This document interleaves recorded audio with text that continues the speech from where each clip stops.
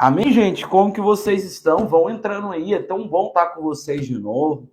Dê o like, compartilhe, comente. Que bênção ter vocês que fazem parte da família aí do sobrenatural, da família da fé, a família do Espírito Santo. Porque é a vontade de Deus que você acesse o coração dele nas regiões celestiais. Porque muita gente pensa que arrebatamento e espírito só são para os profetas. E eu também pensava isso. Até quando o Senhor Jesus ele me deixou claro que os reais apóstolos têm que ser arrebatados em espírito. Se você estudar a história dos profetas na Bíblia, se você estudar a história dos autores na Bíblia, você vai perceber que a Bíblia foi escrita, grande parte dela, se não toda, por homens que eram arrebatados em espírito. Moisés era arrebatado, escreveu o Pentateuco. Josué teve algumas experiências de arrebatamento, escreveu o livro de Josué. Os livros históricos foram escritos por profetas que eram chamados também de videntes e tinham experiência de arrebatamento. Os livros poéticos, a mesma coisa. Os livros profetas maiores e menores. Salvo ali o de Esther, né, e o de Ruth. Os evangelhos e as cartas de Paulo. Paulo, que o apóstolo Paulo, ele foi até o terceiro céu. E, na verdade, Paulo, assim como Jesus, assim como os profetas na Bíblia, eles foram mortos. Não somente porque eles pregavam a palavra de Deus, mas por causa da forma que Deus usava eles. Eles eram taxados como heréticos. O próprio Senhor Jesus foi chamado de Beelzebul. O próprio Senhor Jesus foi chamado de pai, né, de demônios, pai das moscas.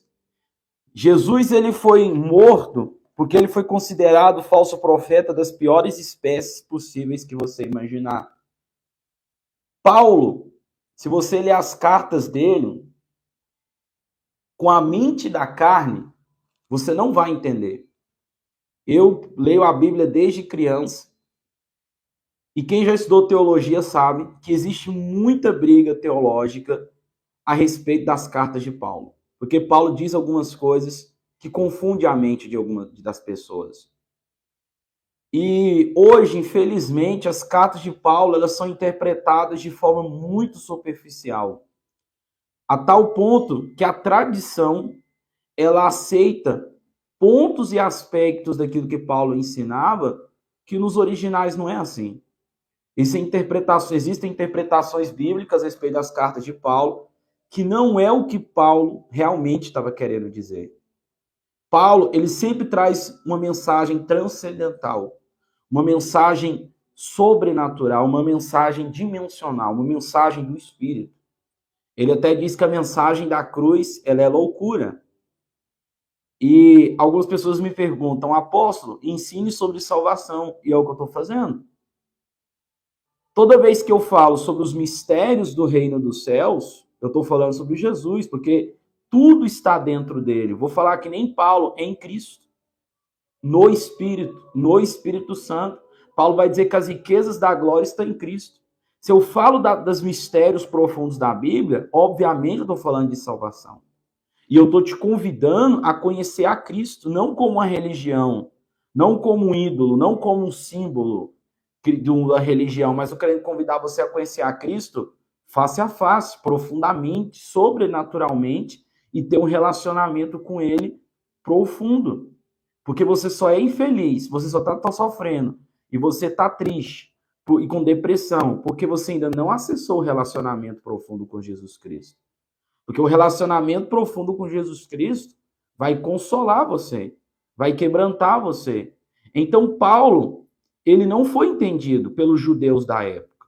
Por isso que ele foi muito perseguido, apedrejado, criticado, porque a mensagem dele era profunda demais.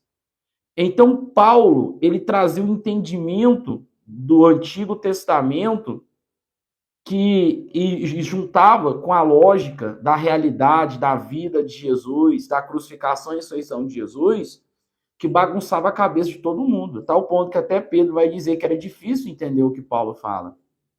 Ou seja, tudo que Paulo queria, se você estudar todas as cartas dele, era que nós tivéssemos comunhão com Cristo nas regiões celestiais.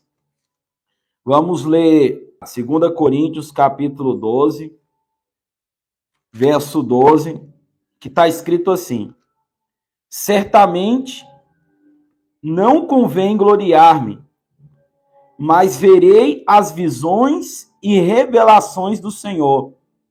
Repara para você ver que visão estava junto de revelação.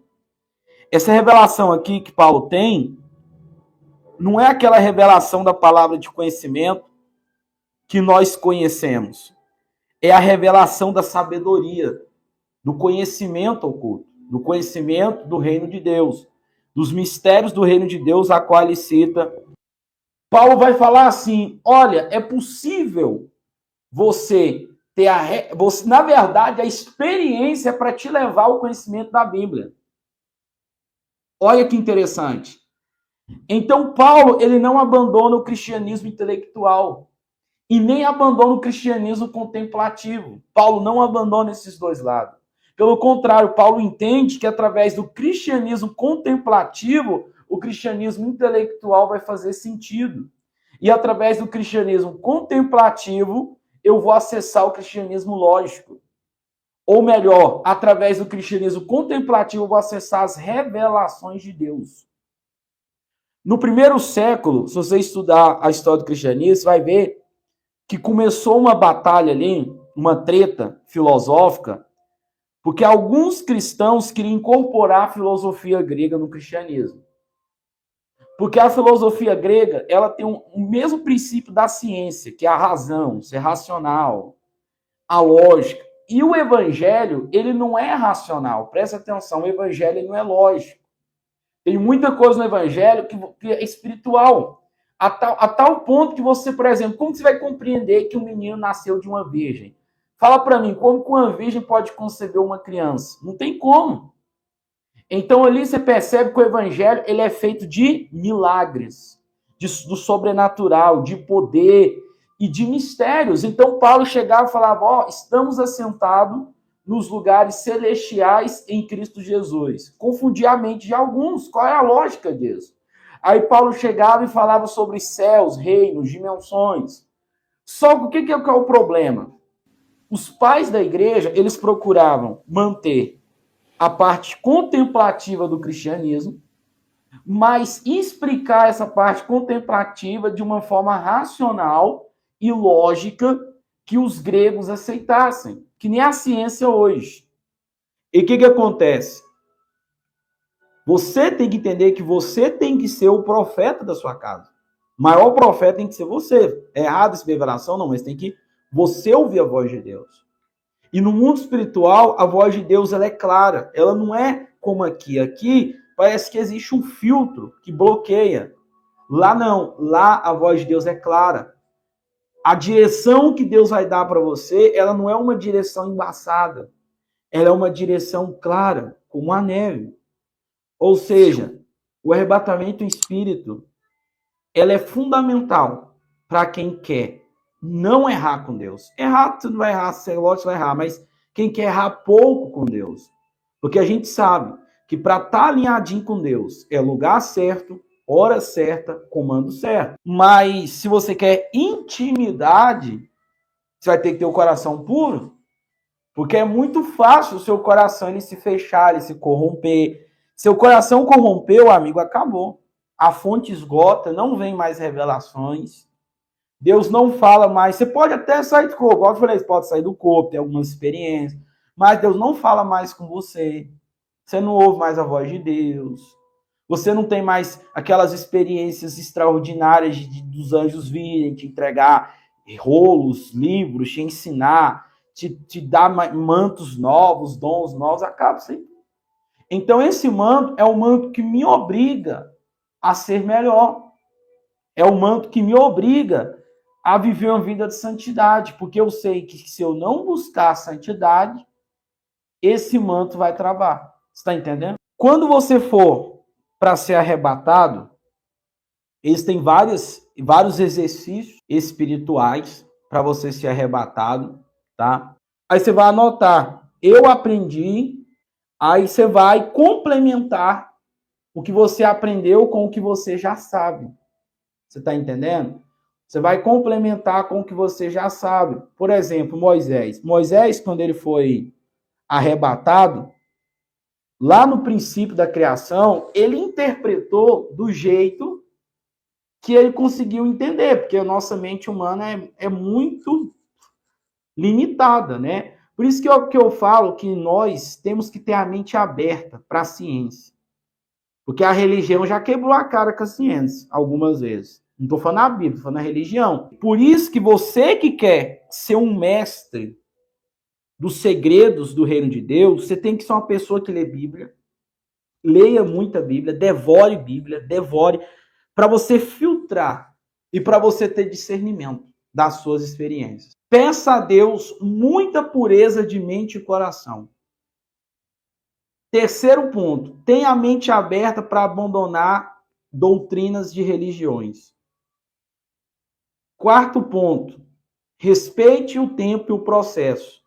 Quinto ponto, não saia falando para as pessoas suas revelações sem você antes ter plena certeza de que aquilo realmente é bíblico, tá? Porque pode ser que Deus te dê alguma revelação que ela vai bater com doutrinas sensíveis do cristianismo, que vai trazer muita dor de cabeça para você depois. Por exemplo, o protestantismo, ele não crê na doutrina da virgindade perpétua de Maria. Então eles bateram num ponto sensível, de uma doutrina muito sensível do catolicismo, que é a doutrina da virgindade perpétua. Aí depois veio a doutrina da Imaculada, esqueci a palavra agora, é Imaculada alguma coisa, esqueci agora e tal. Outra coisa, não se prenda no que a sua religião fala. Estou falando você protestante também, você evangélico também. Aí eu vou me prender no que a minha fé está dizendo aqui, porque a minha igreja, igual o cara gravou áudio para mim, falando, não, porque eu aprendi assim, joga fora o que você aprendeu, se você quiser aprender os mistérios de Deus. Pode ser que tem muita coisa que te ensinaram que não é desse jeito. Porque é o seguinte, Deus só vai te mostrar mediante aquilo que você estiver aberto e pronto para saber. Outra dica importantíssima que eu te dou. Não busque conhecimento em outros lugares. Busque só na Bíblia e na sua intimidade com Deus. Porque muito conhecimento está poluído e pode ser que vai bagunçar a tua mente. Pode ser, não vai. Eu já tive vários filhos na fé que eles começaram a estudar conhecimentos ocultos e hoje eles nem creem mais que Jesus é o Filho de Deus. Eles negaram Jesus, alguns ficaram até perturbados, alguns ficaram loucos, abriram, né, seu espírito para que demônios acessassem eles, demônios pesados. Alguns começaram a operar poderes por meio de demônios. Então tenha caráter. Acima de tudo, tenha caráter. Ter dom, até o capeta tem dom. Ser usado, ter poder, o diabo tem poder, Deus deu poder para o diabo. Entenda algo. O diabo opera por meio do poder de Deus. O diabo não tem nada. O diabo só tem uma coisa, mentira. Porque até o poder que ele tem, ele opera por meio do poder de Deus, que o poder foi Deus que deu para ele. Então, tenha caráter. Ame as pessoas incondicionalmente. Busque pureza de coração. Busque também maturidade, tá? Simplicidade, humildade. Seja uma pessoa simples, seja uma pessoa humilde, que isso vai agradar o coração de Deus. Só estenda a mão que eu vou orar para Deus renovar as suas forças agora. Estenda a mão que eu vou orar para Deus renovar as suas forças.